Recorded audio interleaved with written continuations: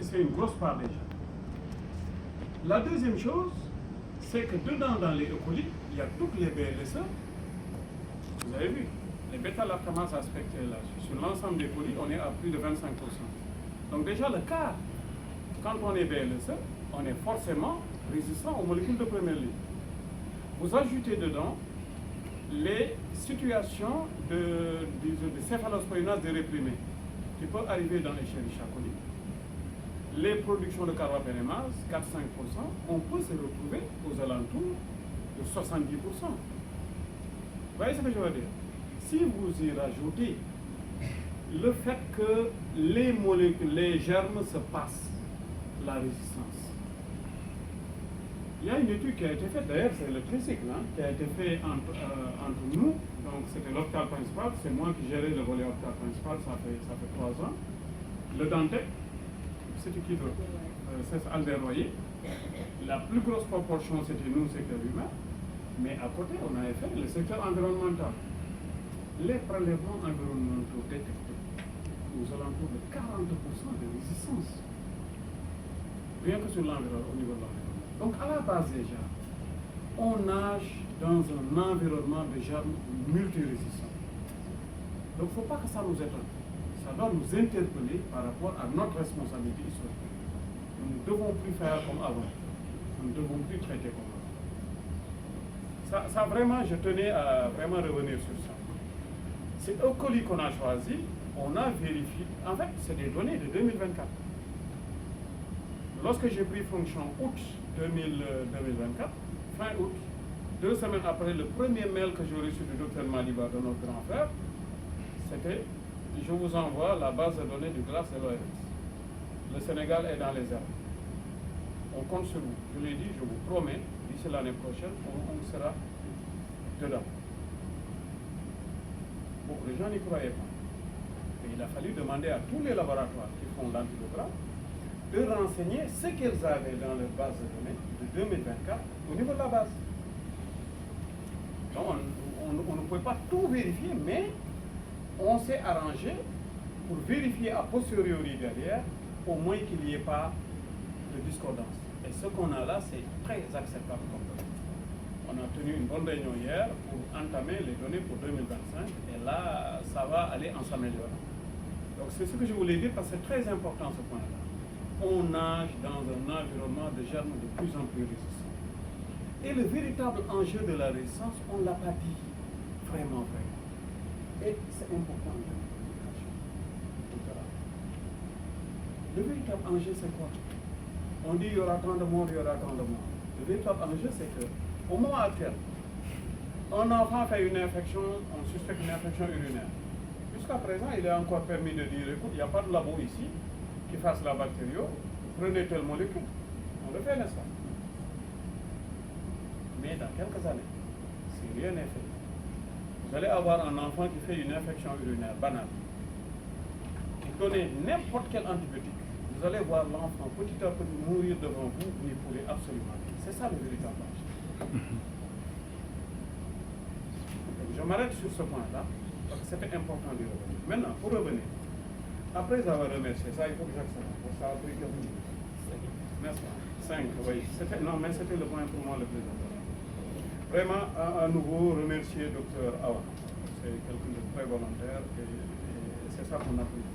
C'est ça qu'on apprécie beaucoup chez eux par rapport à cette initiative. La collaboration qu'on a qui est très proche et donc on espère que ça va aller de l'avant. Le portage c'est clair, n'est-ce pas? Effectivement, il y a l'ART également qui joue un rôle important dans le cadre de la consommation des antimicrobiens, de l'usage des antimicrobiens. La vraie vie, on l'a dit, de la rame. Les choses, il y a les mésusages, tout ça, je ne vais pas y revenir. Mais le problème de fond, c'est le déficit des capacités diagnostiques. Figurez-vous, en termes de laboratoires officiellement autorisés dans le pays, nous sommes aux alentours de 200. On vient de finir le premier état des lieux complet du système de laboratoire qu'on a lancé, ça fait 3 semaines, avec l'aide de la Fondation Mérieux. On est en train de corriger les données actuellement. On est rentré dans tous les labos du pays, jusqu'au niveau centre-centre. On a tout récupéré, personnel, équipement et tout. On est en train de faire l'analyse, ce sera j'ai des présentations de ce type, on pourra y revenir. Mais le problème, c'est que c'est le cas seulement des laboratoires. On a 200. On a une quarantaine à 50 qui font l'antibiogramme. Quand on leur demande demande les données de 2024, il n'y a que 31 qui ont accepté parce que c'était beaucoup de travail. Et ça soit récupéré toutes les données et vraiment tout saisir sur ordinateur. Vous voyez ce que je veux dire? 31, ça veut dire que les zones couvertes par 3/4 des laboratoires dans ce pays, un enfant peut vous faire une banale ou une méningite, une infection urinaire, les médecins n'ont pas d'autre choix que de traiter en probabilité, avec tous les risques. Vous me comprenez? C'est-à-dire qu'il y a une grosse perte de chance pour tous ces gens-là. Et rien que par ça, on démultiplie le risque de diffusion de la résistance. On essaie de faire avec les moyens qu'on a. On est sur le glace. On travaille sur la digitalisation actuellement. L'approche One Health, on a d'excellents rapports avec, on fait partie de tous les comités depuis plusieurs années. Dr Cham l'a dit, on a eu la chance d'être là. Partout où on parlait de RAM depuis plusieurs années. Et vraiment, je le remercie également. Il est revenu, on n'a pas le temps de revenir sur ça. Vraiment, mais ça nous permet d'avoir une assez bonne connaissance de ce qui nous attend. Ce qu'on voit, c'est qu'il faut une meilleure coordination des interventions. Chacun fait de son côté. Les labos de référence qui gèrent les données tout seul, sans que l'État n'ait aucune visibilité. On a besoin de l'appui de tous. Un État, c'est une organisation. Un État, c'est une organisation. Il faut quelque part une structure qui puisse dire, vous, je vous confie ça, vous, je vous confie ça. Je vous assure, ce n'est pas gagné. Parce que derrière, pour qu'on arrive à régler le problème, aucun État ne peut prendre, sauf les pays développés, aucun État sous-développé ne peut prendre en charge les moyens nécessaires pour une surveillance. Je vous donne un exemple. Un ECBU, vous allez dans la plupart des structures, centre de santé, peut-être EPS 3, ainsi de suite. Les prix d'il y a 20 ans, c'est ce qu'on pratique. N'est-ce pas? Vous dépassez difficilement 5 000 francs. Imaginez, vous faites un ECBI, vous demandez 5 000 francs. Si jamais vous augmentez le prix, vous doublez le prix, c'est les populations qui se lèvent. On est tous d'accord. Ok. Vous devez demander 5 000 francs.